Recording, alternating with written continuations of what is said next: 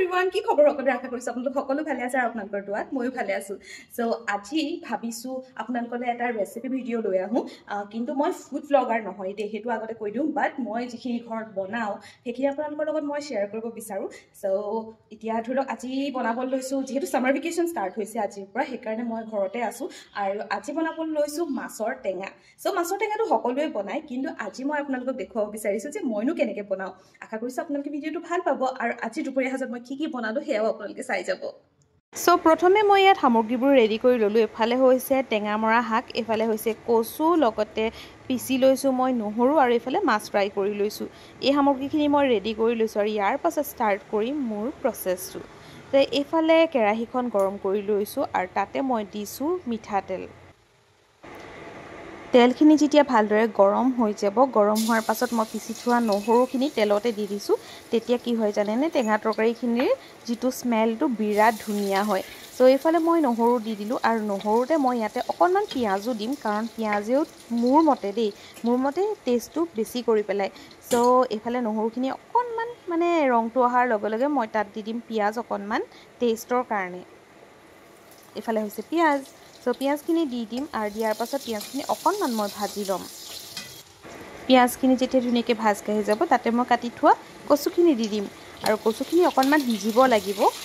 কেতিয়াবা মই আকৌ কুকাৰতো দি দিওঁ দেই আজি যেনিবা কেৰাহীতে বনাইছোঁ যিহেতু মোৰ ওচৰত সময় বহুতখিনি আছিলে সো আজি কেৰাহীত দিছোঁ আৰু ইয়াতে দি দিছোঁ অকণমান নিমখ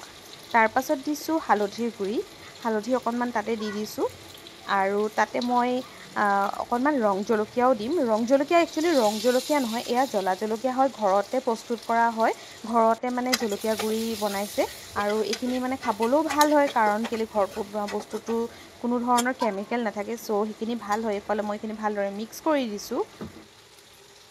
অকণমান মজাই লোৱাৰ পাছত তাত মই দিছোঁ পানী আৰু পানী মাৰি পেলাই মই ঢাকন মাৰি সিজিবলৈ দিম যিহেতু কচুখিনি সিজোতে অকণমান টাইম লাগিব কেতিয়াবা আকৌ কচুবোৰ খুব ধুনীয়াকৈ সিজি যায় আৰু কেতিয়াবা অকণমান সিজিবলৈ টাইম লাগে গতিকে মই ইয়াতে অকণমান পানী দি পেলাই সিজিবলৈ দিছোঁ সো যেতিয়া কচুখিনি আমাৰ সিজি যাব তাতে মই যিখিনি আমাৰ টেঙামৰা পাত কাটি থোৱা আছিলে সেইখিনি দি দিম প্ৰায় 20 মিনিটমান সিজোৱাৰ পাছত দেখিছোঁ মই কচুখিনি সিজিছে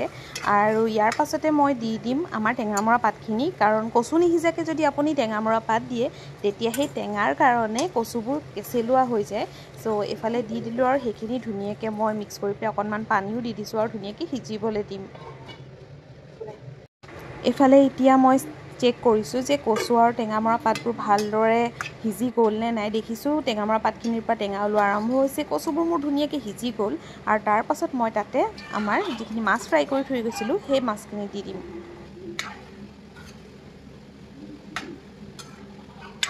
এতিয়া আকৌ অকণমান সময় মই ইয়াতে সিজিবলৈ দিম মাছখিনি তেতিয়াহে মাছত টেঙাৰ ফ্লেভাৰটো আহিব আৰু টেঙাৰ জোলখিনিত মাছৰ ফ্লেভাৰটো আহিব